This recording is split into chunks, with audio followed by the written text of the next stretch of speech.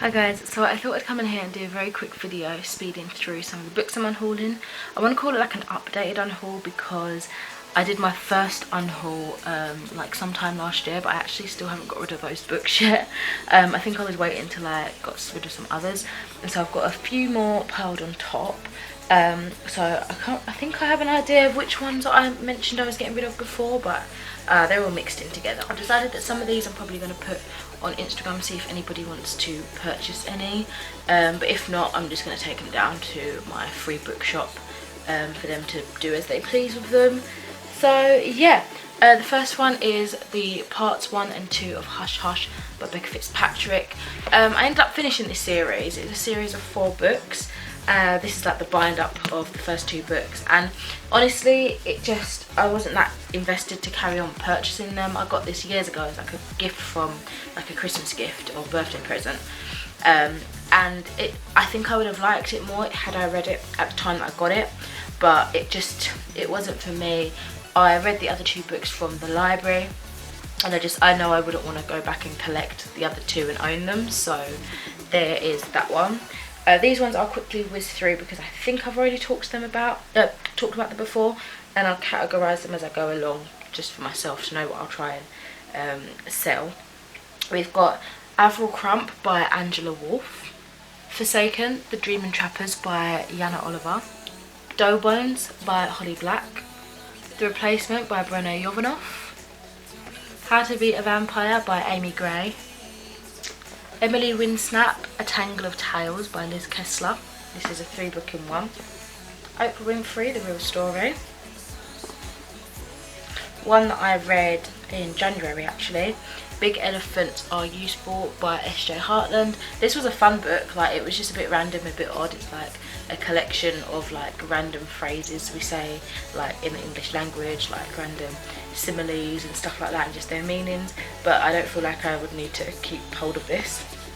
I remember getting that one from like a charity shop years ago anyway, so I'm not too fussed either way. This is another recent one. I think I read this near the end part of last year along with the next book, but this is Tom Cox's Help the Witch. I was so gutted I didn't enjoy this. It's a selection of short stories, and none of them were like witchy vibes at all. Like it was not what I was expecting it to be. I thought it was going to be creepy and weird, but it says on the back, there is a line where mist becomes fog, and during the early days of December it is crossed, but it's not during fog that what has been growing in the river breaks the surface and takes a look around. It's on a clear night after a frosty day where sheer cold has made resilient leaves surrender and quiver to the ground.